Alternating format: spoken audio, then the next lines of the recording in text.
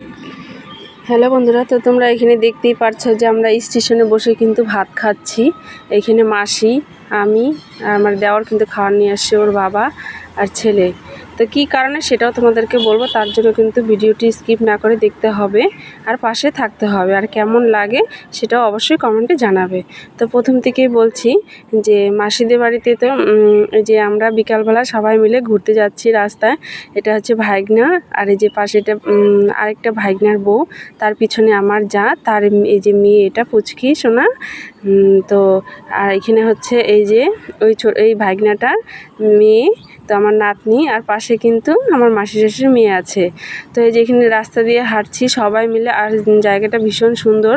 তো এখানে এই যে কুল গাছ ছিল, তো গাছের মাথাগুলো কেটে দিয়েছে, তো আবার কিন্তু এখান থেকে হবে, তারপরে কুল ধরবে। আর এই যে এই পাশে কিন্তু কুল গাছ দেখতেই পারছো, চারপাশটা কিন্তু নেট জাল দিয়ে লাগানো আছে।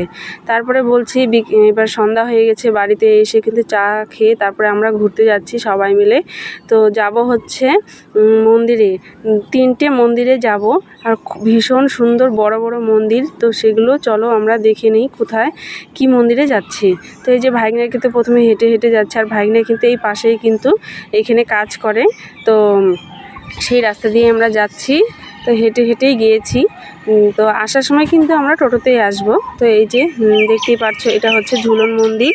তো মন্দিরটা আমি দূরের থেকে দেখাচ্ছি, আর ভীষণ সুন্দর। মন্দিরের ভিতর গেলে এত শান্তি লাগে, সেটা কি বলবো, আসলেই বুঝতে পারবে যে জায়গাটা সত্যি একটা শান্তিময় জায়গা।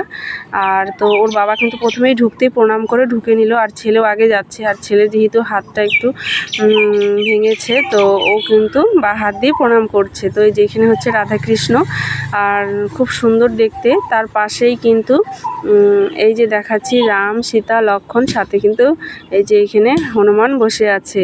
আর এত সুন্দর, ভীষণ সুন্দর, ভক্তি এমনিই চলে আসে দেখলেই। আর তারপরে এখানে হচ্ছে গণেশ, আর দুপাশে এটা কে সেটা আমি বলতে পারবো না, যেহেতু আমিও প্রথম গেলাম আর আমিও নাম জানি না। তো আমি এই যে 4-5টা মন্দিরটা দেখাচ্ছি। মন্দিরের ভিতরটা এত সুন্দর, আর এই যে এখানে দেখতেই পারছো।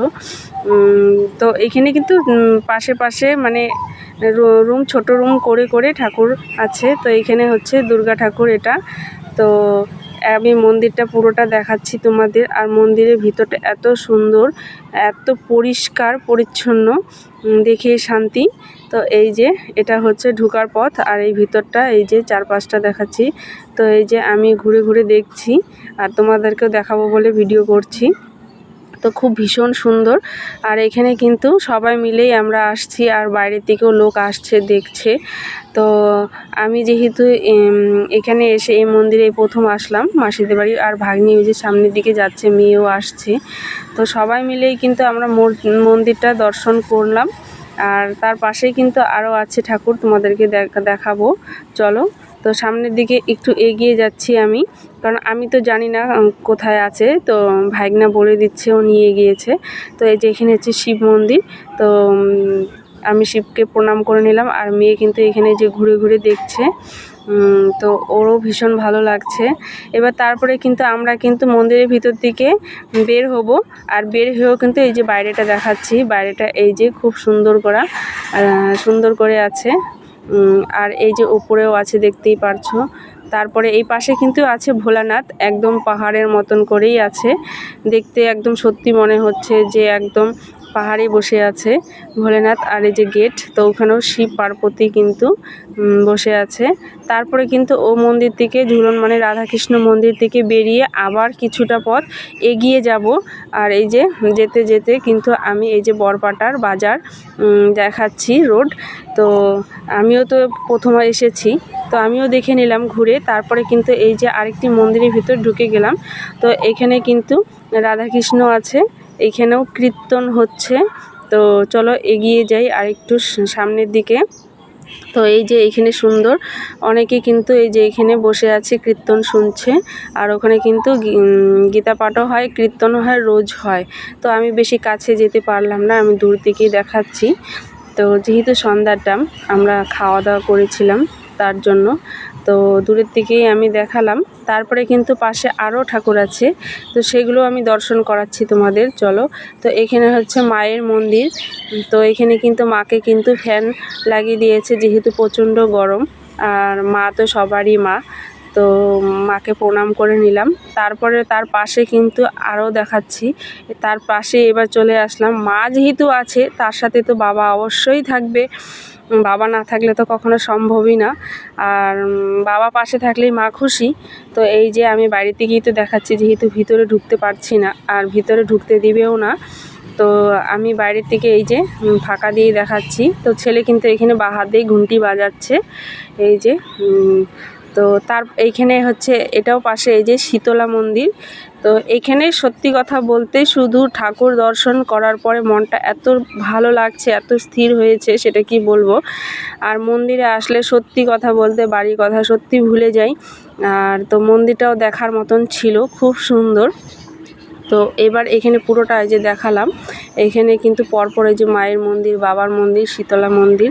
তারপর ওখান থেকে কিন্তু বেরিয়ে এই যে রাস মন্দিরে চলে আসলাম বন্ধুরা। তো এই যে রাস মন্দির, এটা কিন্তু আসামে বড় রাস মেলা।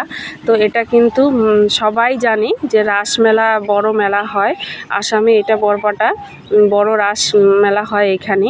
তো এই রাস মন্দিরে কিন্তু চলে আসলাম। আমি কিন্তু ছোট থেকে নাম শুনেছি, কিন্তু কখনো রাস মেলাতেও আসিনি আর রাস মন্দিরেও আসিনি। তো রাস মন্দিরে কিন্তু আমরা ঢুকে দেখে বের হলাম। তারপরে কিন্তু এই যে এখানে চলে এসেছি খেতে। এবার ভিতরটা আমি দেখাতে পারিনি।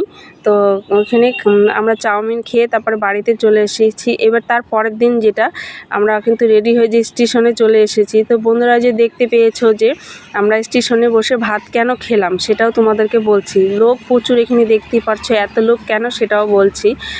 মানে আমাদের ট্রেন আসার কথা ছিল 11:30টার দিকে, তো সেই ট্রেন লেট হয়ে গেছে। তো সেটা কিন্তু আমরা 4:30টার দিকে ট্রেনে উঠেছি। তো সারাটা দিন ছিলাম সেখানে। তো সেখানে তারপরে বাড়িতে পৌঁছে গেছি, অনেক রাত হয়েছে, এর জন্য সেখানে আমার দেওয়ার কিন্তু ভাত নিয়ে এসেছিলো, সেখানে খেয়ে এসেছি।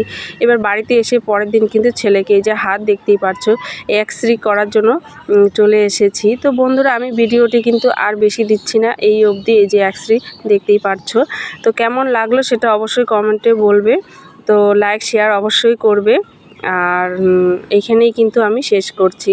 আর এই যে দেখতেই পারছো ছেলেকে কিন্তু এক্স-রে করানো হচ্ছে।